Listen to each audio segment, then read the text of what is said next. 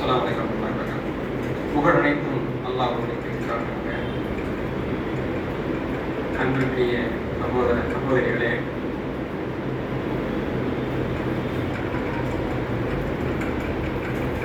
கடந்த பெருநாளுடைய தினத்திற்கு முன்பாக ஹோட்டல் விழா என்று சொல்லக்கூடிய சேப்பாக்கத்தில் அமைந்திருக்கக்கூடிய ஈவூர் ஸ்டேஷன் எதிரிலே அமைந்திருக்கக்கூடிய விழா என்ற ஹோட்டலில் இரவு நேரத்தில் உணவருந்திய கிட்டத்தட்ட 20க்கும் மேற்பட்ட மக்கள் அந்த இடத்திலே உணவு சாப்பிட்டிருக்கிறாங்க. மறுநாள் தினத்திலே அவர்களுக்கு வயிற்றுப்போக்கு ஏற்பட்டு மிகவும் மோசமான நிலைமையை அடைந்திருக்கிறார்கள். இன்றைய வரைக்கும், இன்றைய தேதி வரைக்கும் ஹாஸ்பிட்டலில் தான் இருக்கிறாங்க. இந்த ஒரு கவலைக்குரிய செய்தி நம்ம பார்க்கணும். முதலில் அந்த உரிமையாளர், ஹோட்டலில் ஒரு உரிமையாளர் புரிந்து கொள்ள வேண்டும். இறைவனை அஞ்சக்கூடியவராக இருந்தால் ஒவ்வொரு அமானிதமாக நம்ம ஏற்றுக்கணும். அதாவது என்னன்னு சொன்னா, நாம் ஒரு கடையை வைக்கிறோம், பிறருக்கு உணவு, எந்த ஒரு வியாபாரமா இருந்தாலும் சரி, அது வியாபாரத்தில் தூய்மை இருக்கணும். இறைவனுக்கு பயப்படணும், அல்லாஹ்வுக்கு பயப்படணும். நாம் இந்த பொருளை கலப்படம் செய்தால் அல்லாஹ் நம்மை கேட்பான், மறுமையில் நம்மை தண்டிப்பான், அல்லது உலகத்திலே அல்லாஹ் தண்டிப்பான் என்ற அந்த பயத்தோடு தான் எந்த ஒரு தொழிலாக இருந்தாலும் செய்யணும்.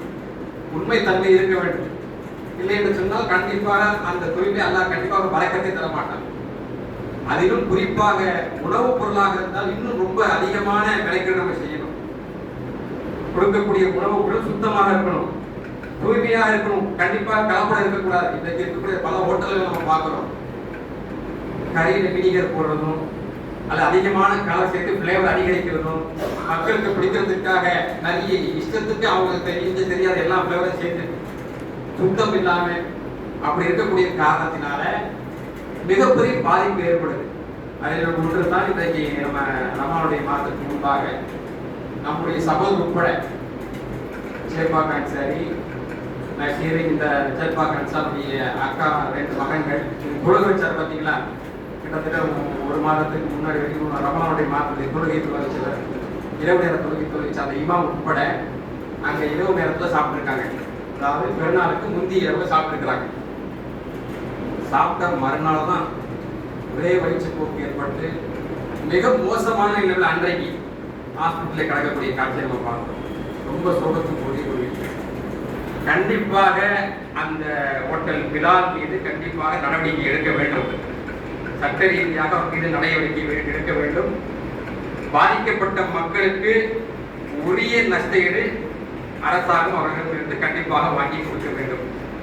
ரொம்ப பெருநாள் தொழில் கூட ஒழுங்காக தொழ முடியாம, அந்த நாள் சந்தோஷமாக இருக்க முடியாம கிட்டத்தட்ட 5 நாள் ஆகி போயிடுச்சு.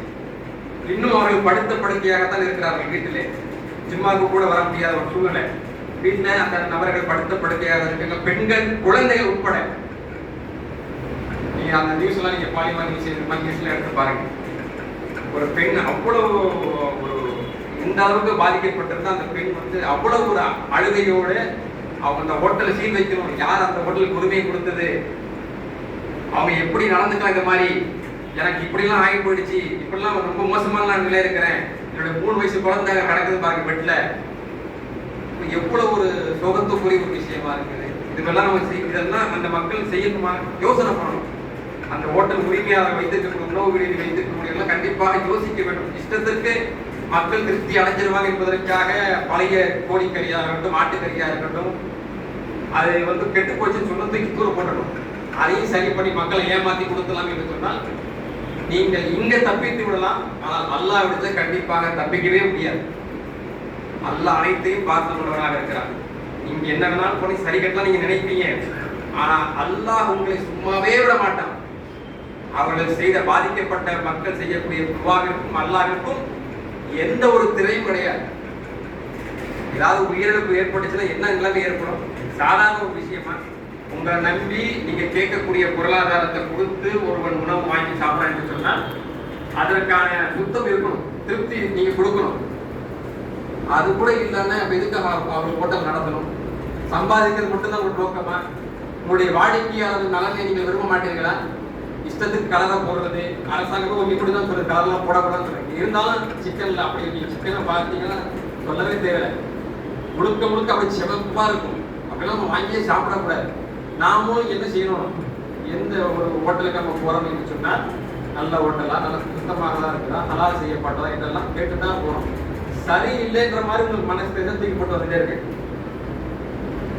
மனசு உறுத்தல் ஏற்பட்டுச்சுன்னு சொன்னா அது நல்லா விட்டுணும். இருந்தாலும் குறைஞ்சிங்களும் சாப்பிடக்கூடாது. அதே மாதிரி ஹோட்டல் வச்சிருக்கக்கூடிய அந்த உரிமையாளர் நீங்க நினைக்கும், நமக்கு வரக்கூடிய வாடிக்கையாளர் நம்ம திருப்தி கொடுக்கணும், அவரை சந்தோஷமான முறையில் அனுப்பணும், நம்முடைய லாபத்தை மட்டும் நம்ம நோக்கமாக பார்க்கக்கூடாது. சரியில்லை என்று சொன்னால் நீங்க ஒரு லாரி நிறைய கோழி வாங்கிட்டு வந்தாலும் அதை பயன்படுத்தக்கூடாது. சரியில்லைன்னு சொன்னா.